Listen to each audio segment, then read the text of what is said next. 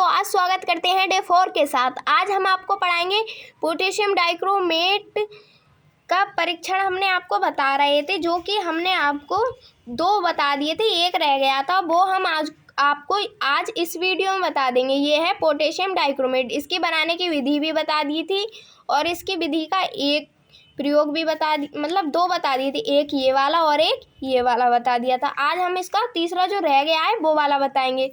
यहाँ पर लिखा है, मैंने लिख भी दिया है, कक्षा 12 रासायनिक विज्ञान डे 4। यहाँ पर है तीसरा दिया गया है, सोडियम डाइक्रोमेट से पोटेशियम डाइक्रोमेट का बनाना, मतलब कैसे बनेगा ये। तो आपको ये वाला क्वेश्चन पढ़ना बहुत ही ज़्यादा ज़रूरी है, क्योंकि ये आपके पेपर में आ सकता है। अगर आया तो आपके पूरे 5 नंबर क्लियर करके जाएगा। तो यहाँ पर चलते हैं टॉपिक में क्या लिखा है। यहाँ पर टॉपिक में लिखा है सोडियम डाइक्रोमेट से पोटेशियम डाइक्रोमेट का बनना, मतलब इसे हम कैसे बनाएंगे। तो यहाँ पर लिखा है सोडियम डाइक्रोमेट के विलयन का सांद्रण करके गर्म विलयन में पोटेशियम क्लोराइड मिलाकर ठंडा करने पर पोटेशियम डाइक्रोमेट बनता है। सोडियम डाइक्रोमेट का फॉर्मूला है Na2Cl2O7। यह है सोडियम डाइक्रोमेट का। इसमें क्या करेंगे, पोटेशियम क्लोराइड मिलाकर क्या करेंगे, रिएक्शन करेंगे। तो क्या होगा, ये अब कौन सा रंग है, नीला, मतलब नारंगी रंग है ये। तो इसकी क्रिया कराने पर कौन सा रंग प्राप्त होगा, नीला और लाल। यहाँ पर करते हैं इसकी क्रिया, तो क्या होगा, K2Cr2O7 प्लस 2NaCl। यहाँ पर ये देखो 2K2 ये आ गया, 2K2 ये आ गए। यहाँ पर है Cr2O7 O7। यहाँ पर क्या बचा, Na2NaCl निकल गया, क्योंकि 2 ये वाले, Cl ये वाले और 2Na ये वाले, तो यहाँ पर आएगा 2NaCl। ये कौन सा है, नारंगी। ये वाली रिएक्शन समझ में आ गई होगी। अब चलते हैं आगे। यहाँ पर आगे दिया गया है भौतिक गुण। इसके भौतिक गुण क्या क्या हैं, यहाँ पर लिखा है, इसको हम इंग्लिश में बोलते हैं फिजिकल प्रॉपर्टीज। पर लिखा है यह नारंगी लाल रंग का क्रिस्टल, ये ठोस है, जो क्रिस्टल के रूप में है। कैसा है, ठोस, जैसे बर्फ है ठोस है, ऐसे ईंट है, ईंट भी ठोस है, ऐसा ही है ये। इसका गलनांक 669 केल्विन है। यह ठंडे जल में अल्पविलेय तथा गर्म जल में पूर्ण विलेय है। इसे हम ठंडे जल में घोलेंगे तो ये कम विलेय होगा, और इसे हम गर्म जल करके घोलेंगे तो क्या होगा, पूरा घुल जाएगा। अब आगे दिया गया है, यह गर्म करने पर टूट जाता है। जब ये क्रिस्टल के रूप में होगा, जैसे कि बर्फ़ है, हम उसको गर्म करेंगे तो वो कैसा होगा, पिघल जाएगा। ऐसा ही ये कैसा हो जाता है, टूट जाता है ये। इसकी रिएक्शन कराते हैं। पोटेशियम डाइक्रोमेट के कितने मॉलिक्यूल लिए हैं हमने, 4 मॉलिक्यूल। अब यहाँ पर मॉलिक्यूल समझते हैं। मॉलिक्यूल हम कहते किसे हैं, मॉलिक्यूल क्या है, जो कागज़ बना है ये छोटे छोटे मॉलिक्यूल से ही बना है। मतलब इस प्रकृति में कोई सी भी चीज़ बनी है वो छोटे छोटे मॉलिक्यूल से ही बनी है। यहाँ पर है कितने मॉलिक्यूल लिए, 4। यहाँ पर क्या बनेगा, 2K2, मतलब 2 ले लिए, 2 बच गए, 2K2Cr2O7 प्लस 2Cr2O3 प्लस क्या बचा, 3O2। ये वाली रिएक्शन आपको समझने से ही समझ में आएंगी, ऐसे समझ में नहीं आएंगी। अब चलते हैं आगे। आगे दिया गया है रासायनिक गुण क्या है, इसके केमिकल प्रॉपर्टीज़। इनकी केमिकल प्रॉपर्टीज़ में क्या है, अब आगे लिखा है यहाँ पर, क्षार से क्रिया। क्षार क्या क्या होते हैं, क्षार हैं जैसे कि NaOH, KOH, इसको कहेंगे सोडियम हाइड्रोक्साइड, इसको कहेंगे पोटेशियम हाइड्रोक्साइड। इससे क्या करेंगे, हम क्रिया कराएंगे तो क्या बनेगा, पोटेशियम डाइक्रोमेट के साथ। यहाँ पर कर रहे हैं, इसकी किससे कहेंगे, पोटेशियम हाइड्रोक्साइड से। तो क्या बनेगा, K2Cr2O4 प्लस H2O। यहाँ पर है पोटेशियम क्रोमेट। यह कैसा विलयन प्राप्त हुआ है, येलो, पीला कलर का। और ये कौन सा विलयन है, ऑरेंज रेड, मतलब नारंगी कलर का।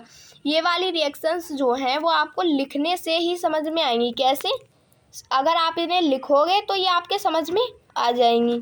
ठीक है, अब आगे चलते हैं। यहाँ पर आगे लिखा है, प्राप्त पीले विलयन में तनु सल्फ्यूरिक अम्ल मिलाने पर पुनः नारंगी लाल रंग प्राप्त होता है। जैसे कि प्राप्त पीले विलयन में तनु सल्फ्यूरिक अम्ल मिलाने पर क्या होगा, नारंगी और लाल रंग प्राप्त हो जाएगा। यहाँ पर है K2Cr2O4 प्लस क्या है, H2SO4। क्या है, सल्फ्यूरिक अम्ल से क्रिया करेंगे। ऐसा है तनु किसे कहते हैं, जैसे कि पतला घोल होता है उसे। यहाँ पर हमने एक ही लिया है, यहाँ पर 2 मॉलिक्यूल है, यहाँ पर हमने एक लिया है K2Cr2O7 यहाँ पर है K2SO4 इंटू H2। अब यहाँ पर कैसे बना ये देखो, ये ऐसा ले लिया, यहाँ पर 4 ये 3 इससे ले लिए, तो ये हो गए 6 पूरे। तो यहाँ पर जो बना है, ये रिएक्शंस जो है ये समझाने से समझ में नहीं आएंगी, इन्हें सिर्फ और सिर्फ आपको रटना ही होगा। आपको इन्हें 3-4 बार लिखना है, फिर ये आपको क्या हो जाएंगी, याद हो जाएंगी। अब चलते हैं आगे। ये आगे दिया है अम्लीय माध्यम में ऑक्सीकरण। ये रिएक्शन आपसे 1 नंबर में पूछ सकता है, मतलब पेपर में, कि खाली केमिकल रिएक्शंस देकर ही बताइए इसमें। तो यहाँ पर लिखा है K2Cr2O7 प्लस क्या है 4H2SO4। इसके कितने मॉलिक्यूल लिए, 4 लिए। कौन से माध्यम में करेंगे हम, अम्लीय माध्यम में, तो क्या बनेगा K2SO4। अब इसको आगे लिख लिया है, प्लस क्या है CrSO4 का होल थ्राइस प्लस 4H2। ये क्या बचा, नवजात ऑक्सीजन। अब यहाँ पर देखो 4 क्या है SO4 H2SO4, तो यहाँ पर 3 ये हो गए और 1 ये हो गया और K2 ये आ गए, ठीक है। अब Cr2 बचा यहाँ पर, तो यहाँ पर लिखते हैं Cr2, ठीक है। O7 बचा, O7 में हमने 4H ये हो गए, 4H2 ये हो गए और यहाँ पर क्या ले लिए, यहाँ से हमने क्या ले लिए 3 ऑक्सीजन ले लिए, मतलब 4 ऑक्सीजन ले लिए। ये वाली रिएक्शन जो है ना मेरे भी पल्ले नहीं पड़ती हैं, इस वजह से आपको सिर्फ और सिर्फ ये वाली रटनी ही पड़ेंगी। और जो ऑर्गेनिक केमिस्ट्री की हैं वो आपको आसानी से समझ में आ जाएंगी, वो मैं आपको समझा दूंगी, ठीक है। क्योंकि ये इनऑर्गेनिक केमिस्ट्री की है तो ये थोड़ी हार्ड है, लेकिन अगर आप इनसे पढ़ोगे तो ये आपकी समझ में ज़रूर ही आ जाएगी। तो आगे लिखा है यहाँ पर है अल्कोहल का परिवर्तन। अब करते हैं, जैसे कि अल्कोहल का फॉर्मूला ये है। अब हम इसको तोड़कर इस प्रकार भी तो लिख सकते हैं CH3CH2OH, इस प्रकार लिख लिया। अब इसकी क्रिया करेंगे पोटेशियम डाइक्रोमेट और शांत सल्फ्यूरिक अम्ल के साथ। यह क्या है, नवजात ऑक्सीजन ले तो H2O निकलेगा, बनेगा क्या एसिटल्डिहाइड। जब इसकी कराएंगे नवजात ऑक्सीजन से क्रिया तो क्या बनेगा एसिटिक अम्ल, क्या बनेगा एसिटिक अम्ल। अब आपको यहाँ पर समझ में नहीं आ रही होगी रिएक्शन, अब मैं आपको यहाँ पर स्टेप बाय स्टेप समझाऊंगी। यहाँ पर लिखा है CH3CH2OH, ये क्या लिखा है और अल्कोहल प्लस क्या करेंगे एक नवजात ऑक्सीजन लेंगे और इसकी क्रिया करेंगे तो क्या बनेगा, ये देखो H2 ये और एक और ये निकल गया, तो क्या बचा यहाँ पर CH3CH, ये CH3CH और O, इसको कहेंगे हम एसिटल्डिहाइड। क्या कहेंगे, एसिटल्डिहाइड। अब आगे इसका अगला स्टेप है CH3CHO, इसकी क्रिया हम फिर से ये वाला ही उठाया हमने, इसकी ऑक्सीजन से कराएंगे तो क्या बनेगा CH3COOH, क्या बनेगा एसिटिक अम्ल। ये जो एसिटिक अम्ल है ये कहाँ पाया जाता है, ये पाया जाता है चींटी के डंक में, जो लाल चींटी होती है जो काट लेती है, जो सूज जाता है, उसमें क्या भरता है एसिटिक अम्ल।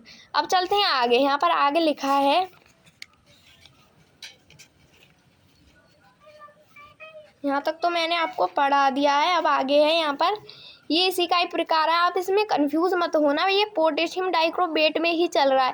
अगर आपको ये आप डायरेक्ट ये वाली क्लास देख रहे हो और आपने तीसरी नहीं देखी है तो सबसे पहले जाकर उसे देखना, फिर ही जाकर आपको ये वाली क्लास समझ में आएगी। तो यहाँ पर इसका चौथा है केमिकल प्रॉपर्टीज़ में चल रहा है, मतलब रासायनिक गुण में ये यहाँ पर लिखा है हाइड्रोजन परऑक्साइड से क्रिया। इसका फॉर्मूला है H2 और O2। जो H2 और O2 है ये कैसे रंग का होता है, अगर देखें तो ये हल्के नीले रंग का होता है। अब इसकी हम करते हैं, यहाँ पर है इसकी थ्योरी में लिखा है इस अभिक्रिया का प्रयोग हाइड्रोजन परऑक्साइड तथा पोटेशियम यहाँ पर के नहीं है, पोटेशियम डाइक्रोमेट के परीक्षण में किया जाता है। किसका किया जाता है, हाइड्रोजन परऑक्साइड का प्रयोग पोटेशियम डाइक्रोमेट के परीक्षण में किया जाता है, ठीक है। अब यहाँ पर इसकी रिएक्शन भी की है K2Cr2O7 प्लस H2SO4 प्लस के कितने मॉलिक्यूल लिए हैं, इसके 4 मॉलिक्यूल लिए हैं H2O2। इसकी रिएक्शन कराएंगे तो क्या होगा K2SO4 प्लस 2Cr2O5 प्लस क्या है ये 5H2O, ये हुआ। अब यहाँ पर है अम्लीय पोटेशियम डाइक्रोमेट के विलयन में हाइड्रोजन पर ऑक्साइड मिलाने पर नीला क्रोमियम पेंटा ऑक्साइड प्राप्त होता है। जैसे ये O5 है, जैसे कि 1 होगा तो मैथ 2 होगा तो H 3 होगा तो प्रो 4 होगा तो ब्यूट और 5 होगा तो पेंट। ये हमने आपको IUPAC नेमिंग में बता दिए हैं। अब चलते हैं आगे। आगे इसमें एक क्वेश्चन और बनता है, मतलब ये जो क्वेश्चन है ये आपसे वाइवा प्रैक्टिकल में पूछ सकते हैं एग्जामिनर, मतलब जो टीचर्स होते हैं जो वाइवा लेते हैं वो आपसे ये वाले क्वेश्चन पूछ सकते हैं, मतलब सूत्र पूछ सकते हैं। जैसे कि सफ़ेद कशीस का फॉर्मूला क्या है, नीला कशीस का क्या है, हरा कशीस किसे कहते हैं, मोहन लवण क्या है, इसका फॉर्मूला बताइए। तो यहाँ पर लिखा है सफ़ेद कशीस का है ZnSO4 × 7H2, इसको करेंगे जिंक सल्फेट। और नीला होता है CuSO4 × 5H2 कॉपर सल्फेट। और हरा कशीस का है FeSO4 × 7H2।